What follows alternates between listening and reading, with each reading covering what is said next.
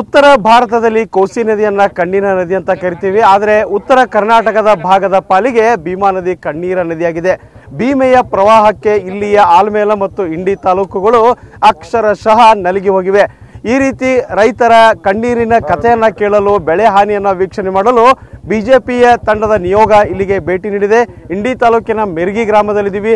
ನಮ್ಮ ಜೊತೆ ವಿರೋಧ ಪಕ್ಷದ ನಾಯಕರಾದಂಥ ಆರ್ ಅಶೋಕ್ ಅವರು ಹಾಗೂ ಸಿ.ಟಿ. ರವಿ ಅವರು ಹಾಗೂ ಇನ್ನಿತರ ನಾಯಕರಿದ್ದಾರೆ. ಅವರನ್ನ ಮಾತಾಡಿಸ್ತೀವಿ. ಮೆರ್ಗಿ ಗ್ರಾಮದಲ್ಲಿ ಯಾವೆಲ್ಲ ಬೆಳೆಗಳು ಹಾನಿಯಾಗಿವೆ ಮತ್ತು ಸರ್ಕಾರಕ್ಕೆ ಅವ್ರು ಯಾವ ರೀತಿ ಅವರ ಒಂದು ಬೇಡಿಕೆಯನ್ನು ಇಡ್ತಾರೆ ಮತ್ತು ಸರ್ಕಾರದ ಕಿವಿಯನ್ನ ಯಾವ ರೀತಿ ಇಡ್ತಾರೆ ಅವ್ರ ಬಾಯಿಂದನೇ ಕೇಳೋಣ. ಇವತ್ತು ನಮ್ಮ ಪೂರ್ತಿ ತಂಡ ಇವತ್ತು ಬಿಜಾಪುರ ಸಿಂದಗಿ ಭಾಗದಲ್ಲಿ ನಾವು ಪ್ರವಾಸ ಮಾಡ್ತಾ ಇದ್ದೀರಿ. ಇಂಡಿ ಪ್ರಮುಖವಾಗಿ ಹತ್ತಿ ಬೆಳೆಯುವಂಥ ಒಂದು ನಾವು ಹೊಲದಲ್ಲಿ ನಿಂತಿದ್ದೀರಿ. ಇಡೀ ಹತ್ತಿ ಯಾವ ರೀತಿ ಹಾಳಾಗಿದೆ ಅನ್ನೋದನ್ನು ಇಲ್ಲಿ ನೋಡಿ.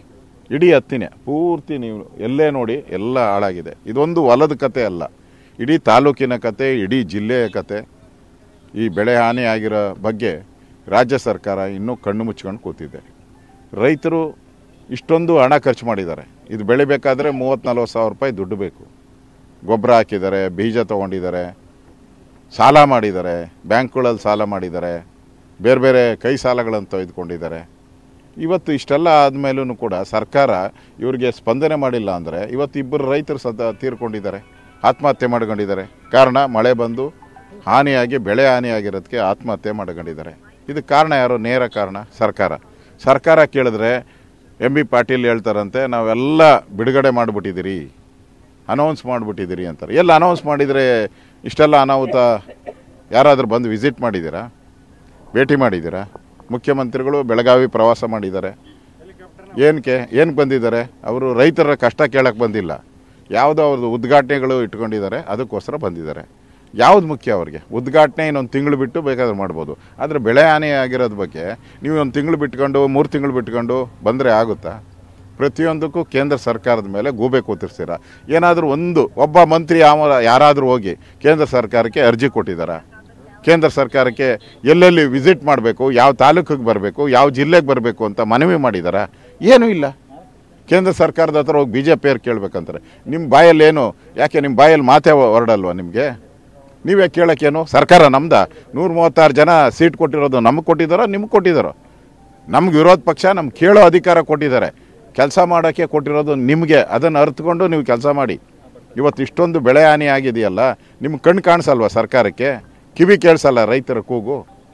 ನಾವು ಪ್ರತಿ ಹಳ್ಳಿಗೂ ಹೋಗಿ ಬರ್ತಾಯಿದ್ರಿ. ನಾವು ಎಲ್ಲೆಲ್ಲಿ ವಿಸಿಟ್ ಇತ್ತೋ ಅಲ್ಲಿಗೂ ಹೋಗ್ತಾ ಇದ್ರಿ. ಕೆಲವು ಕಡೆ ತಡೆದು ನಮ್ಮನ್ನು ಭೇಟಿ ಮಾಡಿ ಬನ್ನಿ ಅಂತಲೂ ಬಲವಂತ ಮಾಡ್ತಾ ಇದ್ದಾರೆ. ಅಲ್ಲಿ ಅಹವಾಲುಗಳನ್ನು ತೆಗೆದುಕೊಂಡಿದ್ರಿ.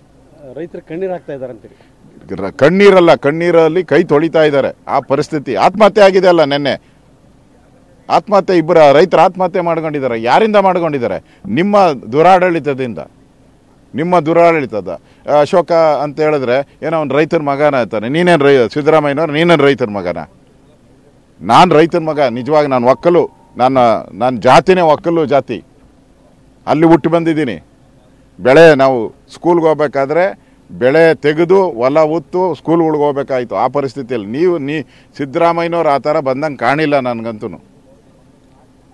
ನಿಮಗೆ ನನ್ನ ಉದ್ಯೋಗ ಮುಖ್ಯನೋ ರೈತರಿಗೆ ಪರಿಹಾರ ಕೊಡೋದು ಮುಖ್ಯನೋ? ಈ ಥರ ಬೇಜವಾಬ್ದಾರಿ ಸರ್ಕಾರ ಕರ್ನಾಟಕದ ಇತಿಹಾಸದಲ್ಲಿ ಯಾವತ್ತೂ ನೋಡೋಕ್ಕೆ ಸಾಧ್ಯ ಇಲ್ಲ. ಅಷ್ಟು ಬೇಜವಾಬ್ದಾರಿ ಸರ್ಕಾರ. ಇಷ್ಟೊಂದು ಹಾಳಾದರೂ ಕೂಡ ಕಣ್ಣು ಕಿವಿ ಇಲ್ಲದೆ ಇರತಕ್ಕಂಥ ಸರ್ಕಾರ. ಇನ್ನಷ್ಟು ರೈತರ ಆತ್ಮಹತ್ಯೆ ಮಾಡ್ಕೊಳ್ಳೋಂಥ ಪರಿಸ್ಥಿತಿ ಏನಾದರೂ ನಿರ್ಮಾಣ ಆದರೆ ಈ ಸರ್ಕಾರನೇ ನೇರ ಕಾರಣ. ರೈತರು ಏನಾದರೂ ಆತ್ಮಹತ್ಯೆ ಮಾಡ್ಕೊಂಡ್ರೆ ಈ ಆತ್ಮಹತ್ಯೆಗೆ ಸರ್ಕಾರನೇ ನೇರ ಕಾರಣ ಆಗ್ತೈತೆ. ಎಚ್ಚರಿಕೆಯನ್ನು ಕೊಡ್ತಾ ಇದ್ದೀನಿ ಸರ್.